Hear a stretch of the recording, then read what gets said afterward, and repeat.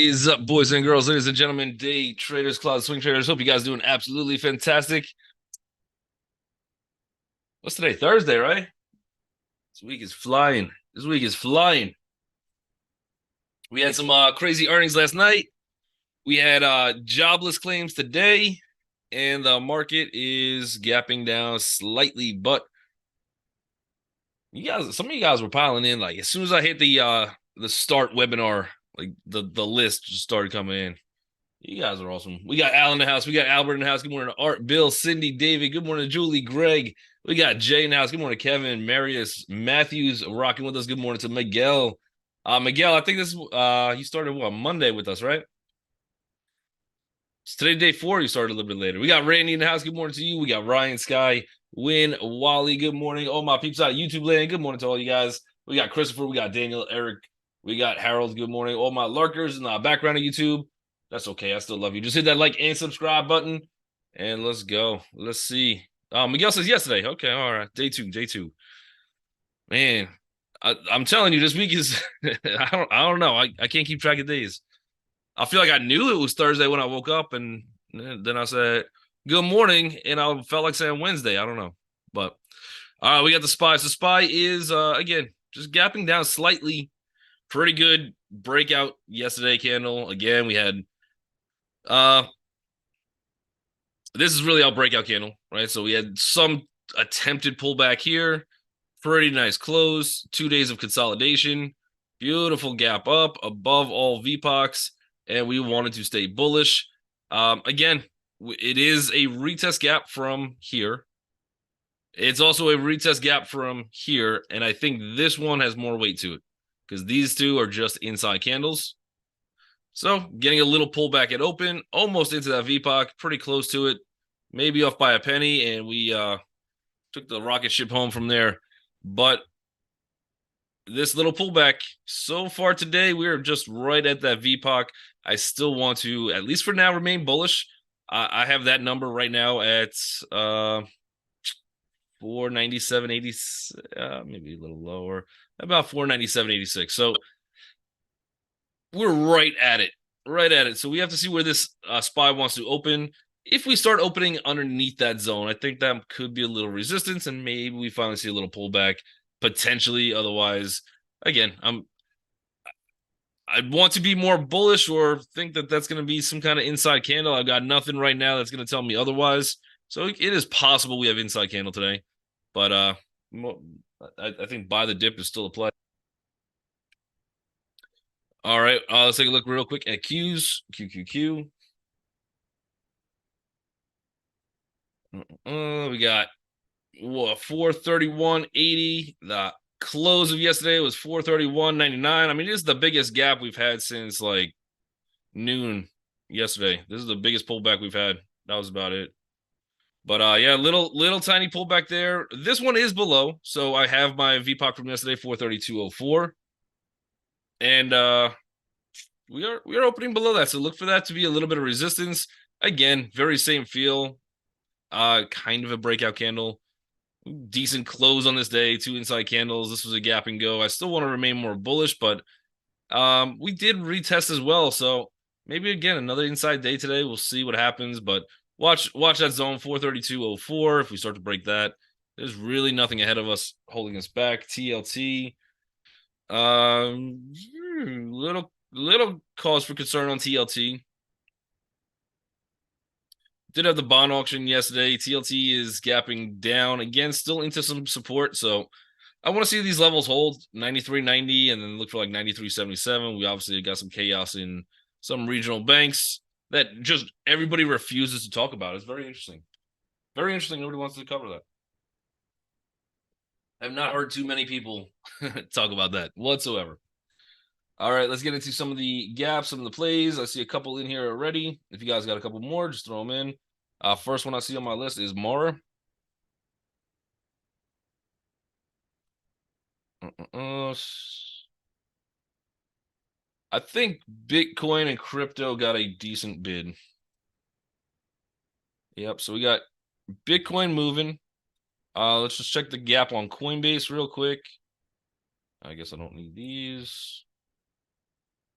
We do have Coinbase gapping up a little bit as well. So everything crypto related. Coinbase, we got a little bit of resistance, probably about 128.48. So we'll see what happens with that zone. Mara. It is a retest gap. This is going to be one that depends on where we open, honestly. Beautiful double bottom, great retest spot where this candle came in. Perfect retest. Again, this is still inside day. It does have a little bit more bullish momentum in it because we did break down. Bulls bought this thing back up. We kept it inside. We closed inside that big red candle. I would almost treat this a little bit more like a gap and go than a retest. But we are at resistance. So I would still see, let's say if we get a little high wave on Mara, I'm going to move that to, I mean, it is the best stock I looked at today, being that it's the first. So we'll move it up there on the list. I really like that candle. I wish there was more volume on that selling, trapping maybe some shorts. Otherwise, looks like a great double bottom, and I'm only really looking at one little resistance on this thing. The next target on this is going to be probably $19.10. We've obviously hit that spot a few times and we rejected. But then again, we hit that spot a few times. That means there's probably every single time you can even see on the chart, there's a little less volume every time we hit it. So we got volume there, volume decreased here, volume decreased here, volume decreased here. So every time we've gotten up to that spot, volume's decreasing. Typically, that's a good sign for a potential breakout. And I think that $19 zone is feasible to break out. And then I got a big target up there. So that target is up at 22.37. And that would be the play I'd be looking for a sweet little home run. So let's see if we can get some kind of high wave indecision candle out of the gate, but that looks pretty fantastic to me. We got RL. Is that Ralph Lauren? I really don't know where Ralph Lauren gets off, to be honest. He's from New York. It's just Ralph Lauren. I don't know. He got into the fashion world and goes, nah, it's Lauren. I'm like, yeah. I know a bunch of Lorens. They all call themselves Lauren. I don't know. But pretty good gap up. Was this earnings? They beat surprise beat earnings per share by 60 cents. That's huge. 16% to the surprise side, 65 million surprise on the rev side. And again, gapping into all-time highs. Every single person at open is profitable, but gapping into all-time highs. I don't want to go short, and it's very tough for me to go long up here. So I would have to wait for some kind of pullback. And based on how everything else at all-time highs, when we get these gaps, they open and just run. Is Ralph Lauren the same? Probably not. It doesn't have any AI. I don't think they put AI in the close yet. But really, really good gap up. It probably won't be tradable for me just because I don't like trading all-time highs. But I think buy the dips could make some sense, especially for day trade today if that comes in. Wynn says I bought a bottle of Polo. That's what happened. Yeah, you spent way too much on that bottle. That's a sweet gap. They got some good margins on that one. All right. Sky says, can you rate the UAA gap and the HOG gap? UAA. Is this also reported? And was this today? So they did report. They had a better earnings EPS beat than Ralph Lauren. Buyout Polo. But the revenue missed. So not great on the revenue.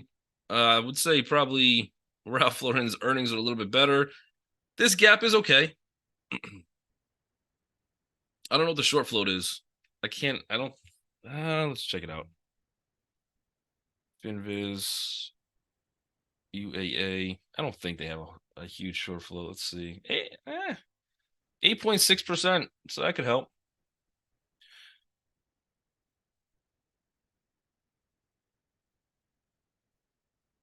I would say it's a relatively good gap. We're gapping above the 200, so that looks good. We have 2 days of buying. This is a gap and go from here, but again, this is inside day. There was some volume on that one too. That volume probably comes a little bit from the earnings though. I'd be a little concerned about the resistance on it. So what happens at 819? That's probably my first target. If I think this thing could get up to 841, I might have a trade on my hands. We are above the 200 on the daily, so relatively good sign. I'd just because we're so close to that resistance, I'd want to wait at open, probably watch carefully, see if we get a pullback, see what we do first around 810. If we start rejecting 810, we throw some kind of hammer around there, some kind of high wave indecision. But the gap itself, 1 to 10, 1 being the worst, 10 being the best, it's probably like a 7.5 ish. I'll go like 7.6. We'll go Dave Portnoy scoring system. But yeah, pretty decent. We are, and a lot of those candles down below us had some good volume in it too on the short side of things. So possibly some shorts being trapped, and you do have that 8.6, and that helps. Harley-Davidson. I like this one a little bit better.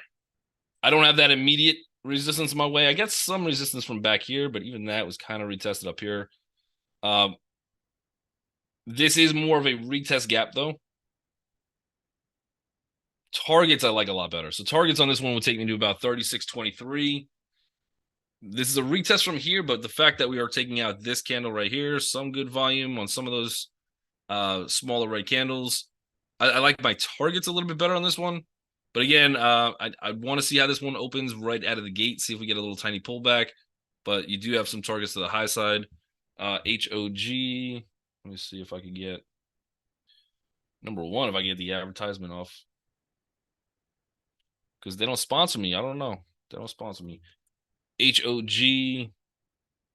Short float. You still have a 6% short float, so it's not bad. But the UAA is better in terms of short float. So they're I would say they're about the same. If it wasn't so much buying into this one, this would be a heck of a lot better, especially if this candle was red.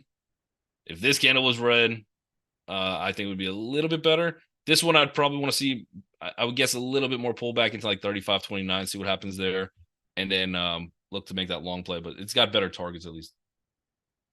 Ryan says, so no.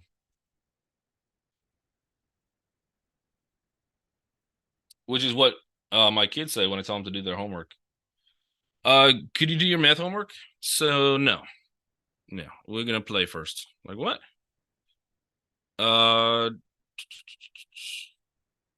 This would be more continuation. We're still opening inside day, so not really a gap. We do have a slight gap down actually from open, but right into that VPOC level. This one's probably going to move. It looks very, very similar to the SPY and the Qs. This one does have some range up here for this gap fill that I'm sure people are starting to eye. I don't think we get there today, but that's 21.19.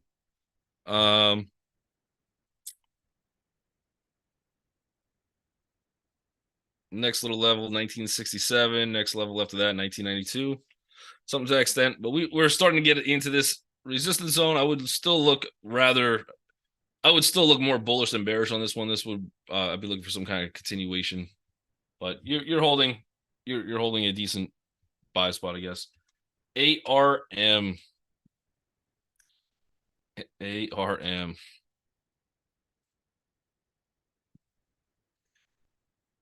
Of course, beats on every single level, massive gap up. I believe this is into all-time highs, if I'm not mistaken. Yes, we are. I think even after hours, we went slightly higher. We got to 108, and then we pulled back a little bit. So even if we get to that pre-market or after-hours high after earnings, that still gives us $10 to the higher side. Absolutely phenomenal gap. Again, into all-time highs. Yesterday was a bullish day. There's everybody profitable, even from IPO on this thing.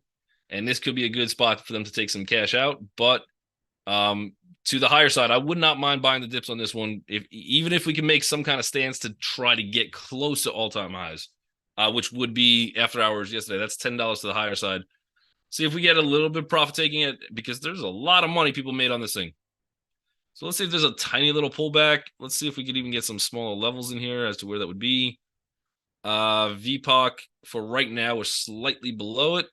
I got my 200 sitting at 89.67. I don't think we get to that.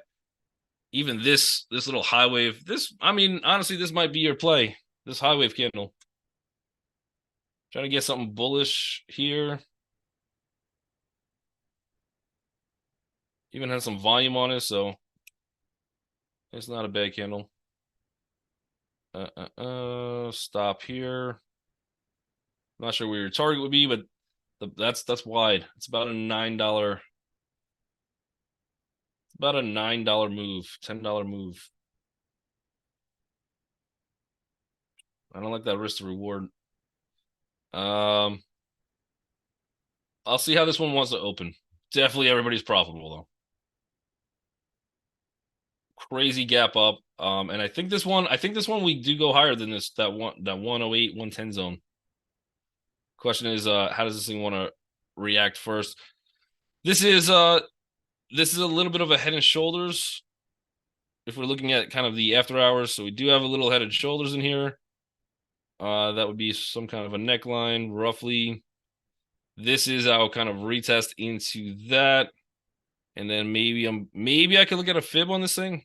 I'm just trying to figure out the best way to play this thing, and they're making it tough. This move really starts here. This one ends here. Let's get this over. From this initial move, which I don't think we close this gap today, at least. That wick almost got down to the 50% retracement. So yeah, maybe we get down to like this 90, 80 again. Let's see if that happens. I think rather we probably hold somewhere close to $94, but I would need some kind of pullback. Pretty massive gap though. I'll actually leave that fib on there for now, just for when the market opens. All right, let's see what else we got.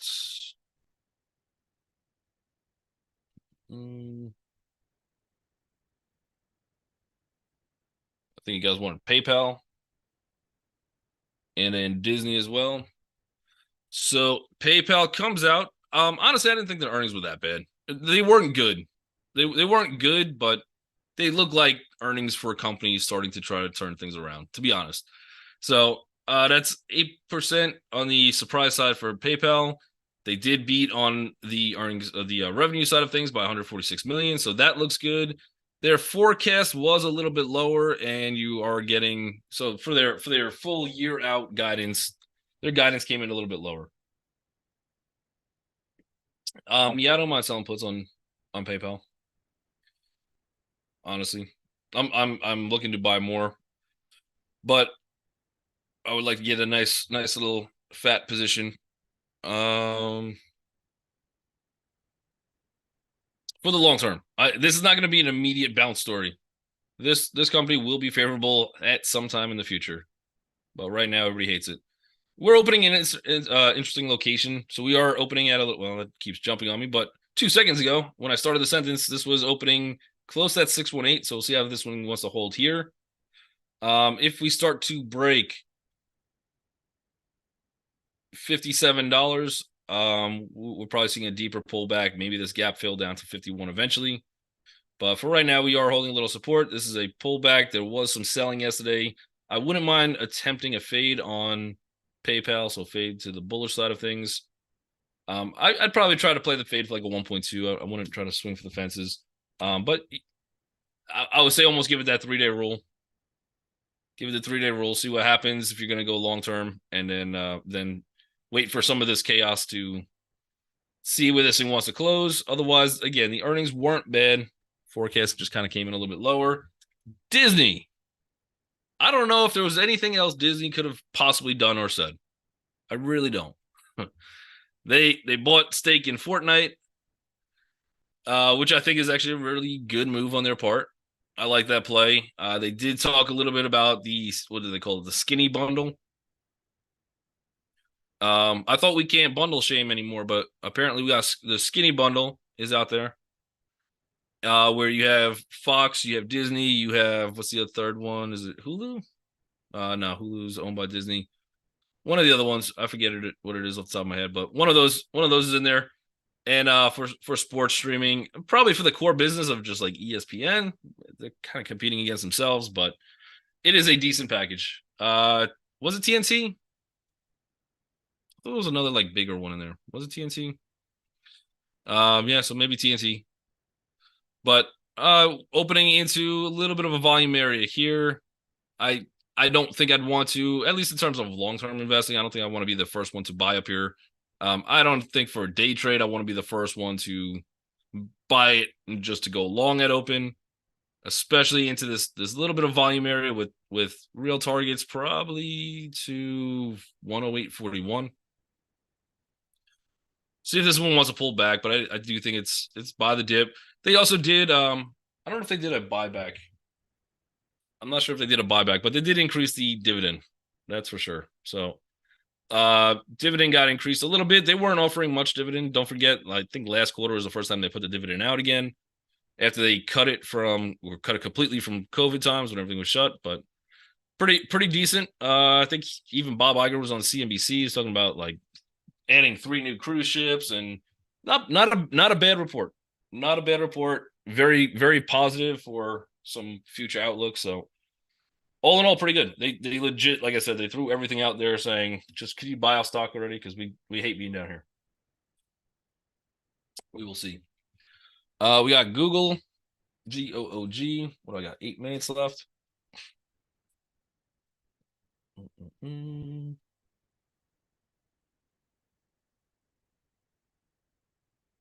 How many lines do I have on this chart? I keep hitting delete. There we go. Google looks good for continuation. You are going to hit a decent, probably resistance around 148.10. The next one up from there is about 148.78. So I see if I can hold to that.